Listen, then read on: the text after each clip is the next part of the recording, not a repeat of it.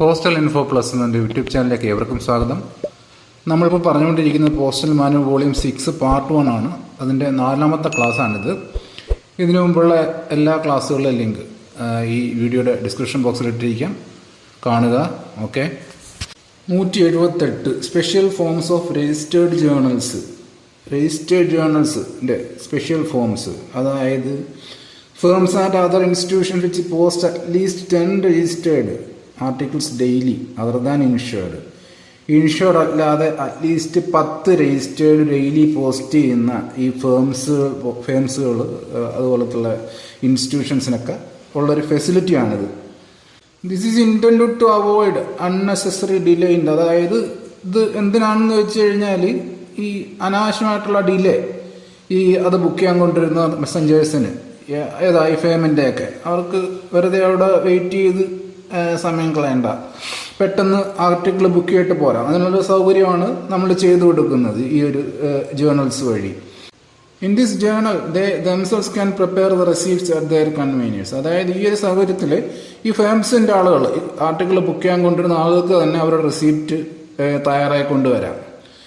അപ്പോൾ വന്ന് പെട്ടെന്ന് ആ റെസിപ്റ്റിൽ സീൽ അടിച്ച് മേടിച്ച് അങ്ങ് കൊണ്ടുപോവുകയും ചെയ്യാം. മനസ്സിലായില്ലേ? ബുക്കിങ്ങിന് അധികം ഡിലേ വരത്തില്ല. The firms can avail the facility by applying to the superintendent of പോസ്റ്റിനാണ് ഈ ഒരു ഫെസിലിറ്റിക്ക് വേണ്ടി അവർ ആപ്ലിക്കേഷൻ കൊടുക്കേണ്ടത്. Who will issue the sanction, എന്നിട്ട് സൂപ്രണ്ട് സാങ്ഷൻ കൊടുക്കും for this purpose. And also arrange supply of special registered journal. ഈ സ്പെഷ്യൽ രജിസ്റ്റേർഡ് ജേർണൽസ് സപ്ലൈ ചെയ്യും ടു ദ ഫേംസ്. അടുത്ത ഫോം നമ്പർ പറഞ്ഞിരിക്കുകയാണ്. ഈ പാഴ്സൽ മെയിലിനുള്ള ജേർണലിന് RP69, പിന്നെ ലെറ്റർ മെയിലിനുള്ള ജേർണലിന് RP70. The special registered journals are filled in duplicate by means of carbonic process. അതായത് ഡ്യൂപ്ലിക്കേറ്റ് ആണ് അത് പ്രിപ്പയർ ചെയ്യുന്നത് കാർബോണിക് പ്രോസസ്സ് വഴി. സെൻട്രസ് തന്നെയാണ് അതിൻ്റെ പ്രിപ്പറേഷൻ പറഞ്ഞല്ലോ. The journal will be presented at the registration counter along with the articles arranged according to the serial order of receipts. അത് journal registration കൗണ്ടറിൽ കൊണ്ടുവരും ആർട്ടിക്കിളിനൊപ്പം. അതിനകത്ത് എഴുതിയിരിക്കുന്ന അതേ ഓർഡറിലെ ആർട്ടിക്കിളൊക്കെ വെച്ചിട്ട് കൊണ്ടുവരും രജിസ്ട്രേഷൻ കൗണ്ടറിൽ. The registration assistant should compare the entries on the article with the corresponding entries in the pages of the registration journal. അത് വേണ്ടായോ? അവർക്ക് പ്രിപ്പയർ ചെയ്യേണ്ടി വരാം എന്നും പറഞ്ഞ് അവർക്ക് എന്തും പ്രിപ്പയർ ചെയ്തൂടെ, അവർക്ക് തോന്നുന്നൊക്കെ പ്രിപ്പയർ ചെയ്തൂടെ. അത് പക്ഷേ നമ്മൾ ചെക്ക് ചെയ്ത് നോക്കും. നമ്മുടെ രജിസ്ട്രേഷൻ അസിസ്റ്റന്റ് അത് ചെക്ക് ചെയ്ത് നോക്കണം, കറക്റ്റായിട്ട് കമ്പയർ ചെയ്ത് നോക്കണം. അവർ എഴുതി കൊണ്ടുവന്നതും കൊണ്ടുവന്നിട്ടുള്ള ആർട്ടിക്കിളും ഒക്കെ വെച്ചിട്ട് കമ്പയർ ചെയ്ത് നോക്കണം. അടുത്ത പോയിന്റ് ഇട്ട് പറയുന്നത് ഈ കമ്പയർ എന്തൊക്കെയാണ് കമ്പയർ ചെയ്ത് നോക്കുമ്പോൾ ശ്രദ്ധിക്കേണ്ടത് ആ കാര്യങ്ങളാണ് പറയുന്നത്. സിമ്പിളാണ്. അതായത് കറക്റ്റ് പോസ്റ്റേജ് ഉണ്ടോ, correct postage and registration fee ഒക്കെ പ്രീപെയ്ഡ് ആണോ by means of postage stamp. പോസ്റ്റേജിനും രജിസ്ട്രേഷൻ ഫീക്ക് ഉൾപ്പെടെയുള്ള സ്റ്റാമ്പുകളൊക്കെ ഉണ്ടോ, അത് കറക്റ്റായിട്ട് ആർട്ടിക്കിൾ ഒട്ടിച്ചിട്ടുണ്ടോ, ഓർ ഇംപ്രസ് ബൈ അതല്ലെങ്കിൽ ഫ്രാങ്കിങ് ഇംപ്രഷൻ വഴിയാണെങ്കിൽ ഫ്രാങ്കിങ് മെഷീൻ ഇംപ്രഷനൊക്കെ കറക്റ്റായിട്ടുണ്ടോ, അക്നോളജ് ഫീ ഉണ്ടോ, അക്നോളജ് അറ്റാച്ച് ചെയ്തിട്ടുണ്ടെങ്കിൽ അക്നോളജ് ഫീ ഉണ്ടോ, അതിനുള്ള അടവൊക്കെ അടച്ചിട്ടുണ്ടോ. The name of the address and office of destination on the article and the total postage affixed to the article are correctly entered against the relevant number in the special registered journal. അതായത് ജേർണലിൽ കറക്റ്റായിട്ട് ഈ അഡ്രസ്സിൻ്റെ പേര്, office of destination, ഒട്ടിച്ച postage ഇതൊക്കെ correct രീതിയിൽ entry ചെയ്യേണ്ട സ്ഥലത്ത് തന്നെ ചെയ്തിട്ടുണ്ടോ എന്ന് നോക്കണം. അതായത് corresponding number slip is paste securely to the article. ഓരോന്നിനും അനുസൃതമായിട്ടുള്ള നമ്പർ സ്ലിപ്പുകൾ കറക്റ്റായിട്ട് ആർട്ടിക്കിളിൽ ഒട്ടിച്ചിട്ടുണ്ടോ എന്ന് നോക്കണം. അതായത് articles conforms in makeup, packing etcetera the relations, അതായത് കറക്റ്റായിട്ടൊക്കെ പാക്ക് ചെയ്തിട്ടുണ്ടോ.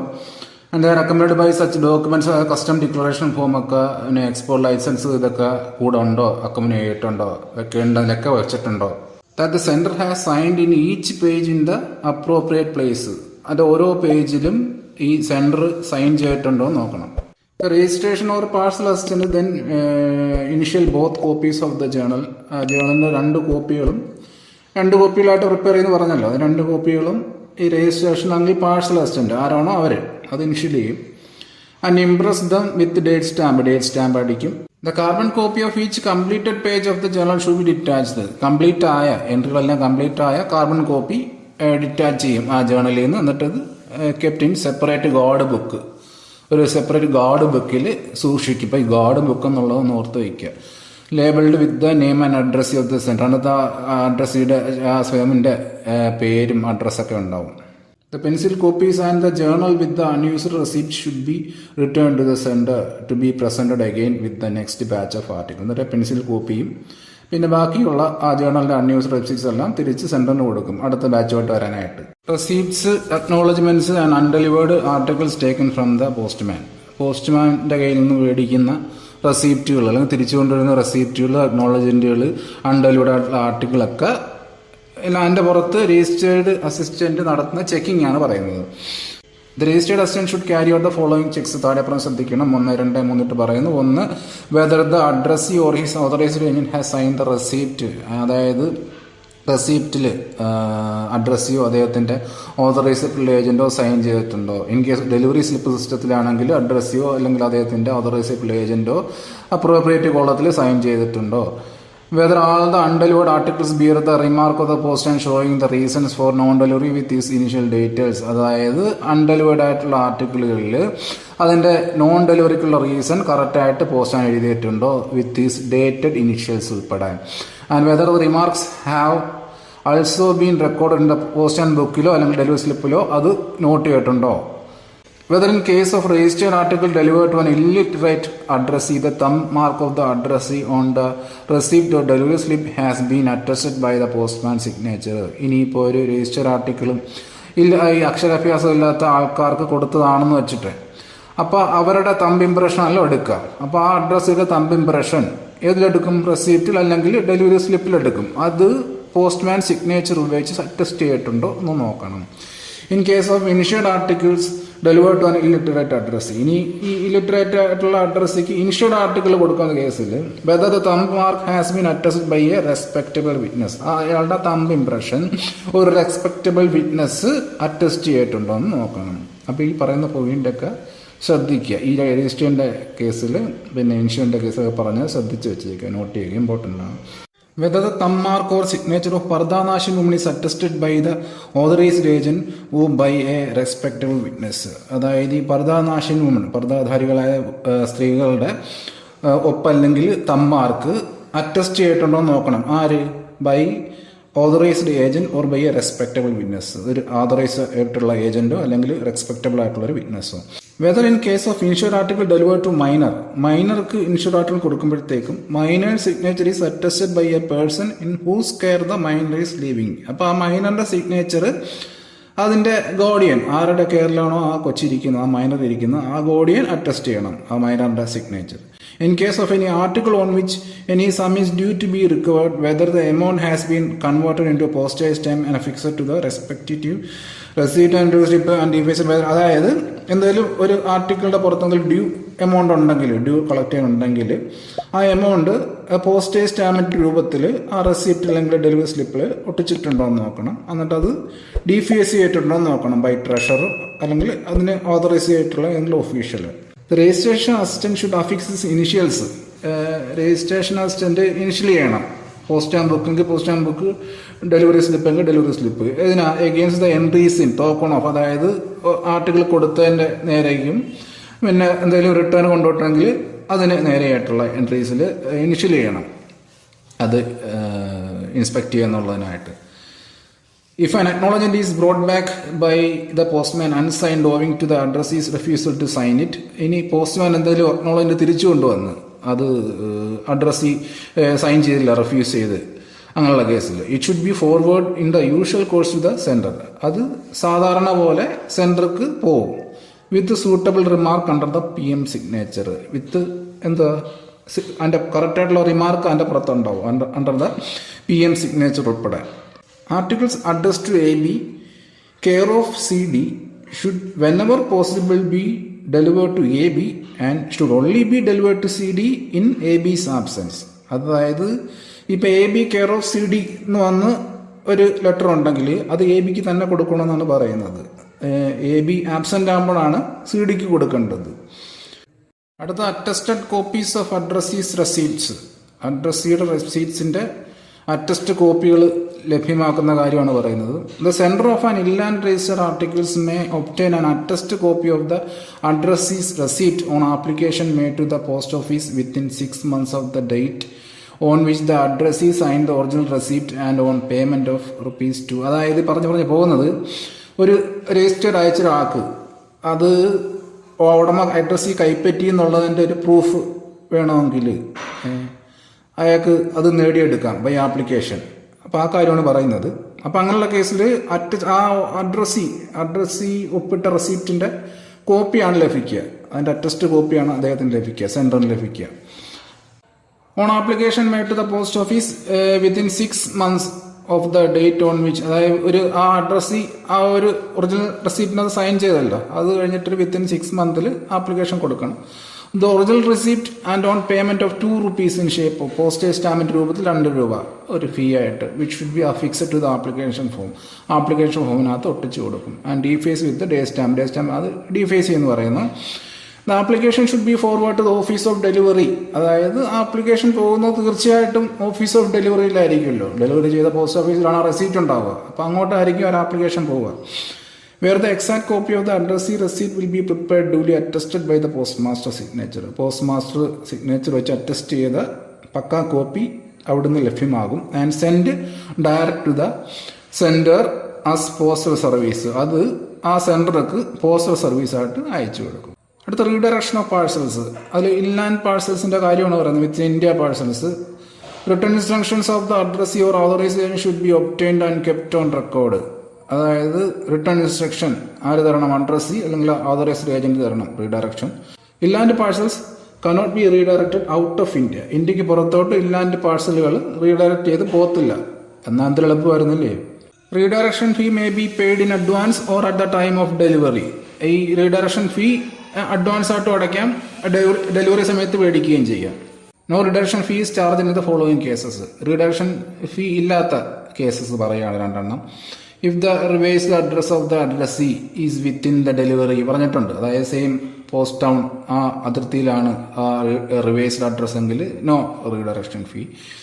പിന്നെ when the parcel is return to sender, parcel RTS അടിച്ച് സെൻഡറിൽ വന്ന് if the sender resides in a different address within the delivery area of the office or within the same post, ആ same post ടൗണിൽ ആ ഒരു centre ഒരു different അഡ്രസ്സിൽ താമസിക്കുകയാണെങ്കിൽ അപ്പോഴും redirection ഫീ ഇല്ല എന്ന് പറയുന്നു.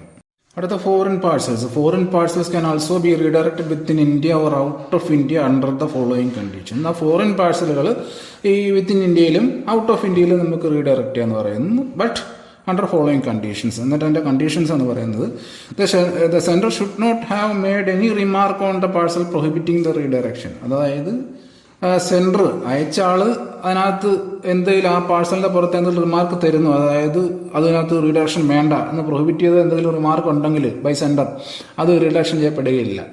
Return instructions of the addressee or his agent should be obtained and kept on record. അതായത് അഡ്രസ്സിയോ അല്ലെങ്കിൽ അദ്ദേഹത്തിന്റെ ഏജന്റോ തരുന്ന റിട്ടേൺ ഇൻസ്ട്രക്ഷൻസ് ഒബ്റ്റൈൻ ചെയ്തിട്ട് നമ്മളത് റെക്കോർഡിൽ സൂക്ഷിക്കണം.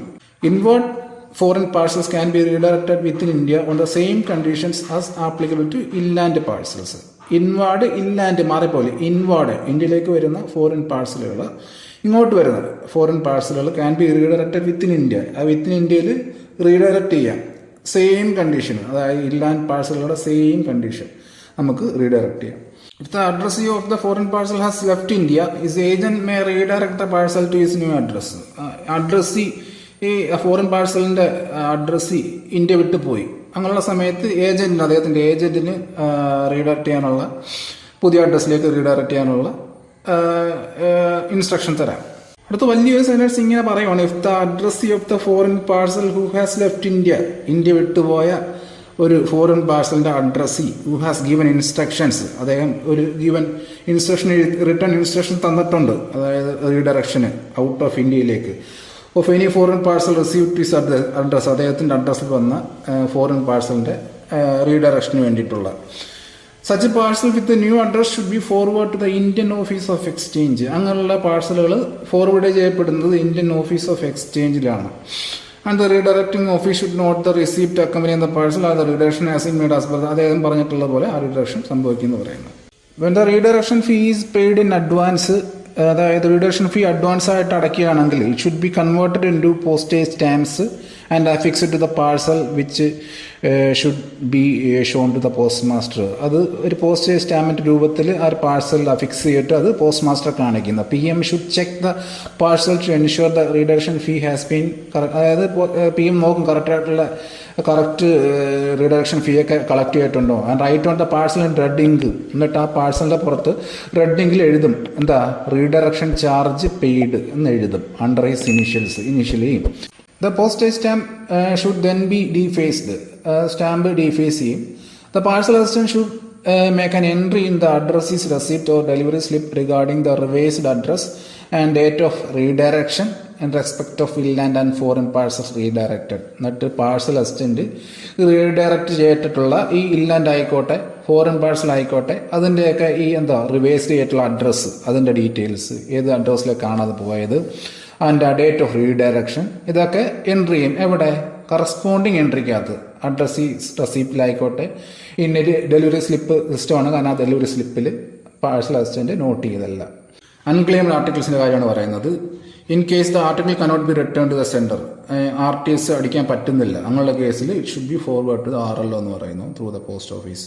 ഇത് അക്നോളജ് ഡിഫൈൻ, അക്നോളജ് ഉൾപ്പെടെ അക്നോളജ് ഉണ്ടെങ്കിൽ. In case of register article കേസിലാണെങ്കിൽ a note showing the manner of it disposal, ആ ആർട്ടിക്കിളിൻ്റെ ഡിസ്പോസലിൻ്റെ മാനർ കറക്റ്റായിട്ട് അഡ്രസ്സീസ് റെസിപ്റ്റിൽ അല്ലെങ്കിൽ ഡെലിവറി സ്ലിപ്പിൽ കറക്റ്റ് അതിൻ്റെ റിലവൻ്റ് എൻട്രിക്ക് നേരെ ഉണ്ടാവും.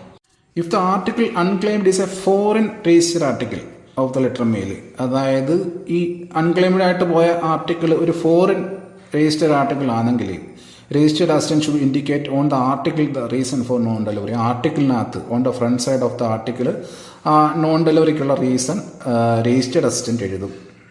If A foreign parcel which was originally posted in India, ഇന്ത്യയിൽ പോസ്റ്റ് ചെയ്തൊരു foreign parcel has been treated as unclaimed in the country of destination, അത് ഒരു വിദേശത്ത് ചെന്ന് അതിൻ്റെ ഡെസ്റ്റിനേഷൻ കൺട്രിയിൽ ചെന്നപ്പോൾ അവിടെ അത് അൺക്ലെയിംഡ് ആയി.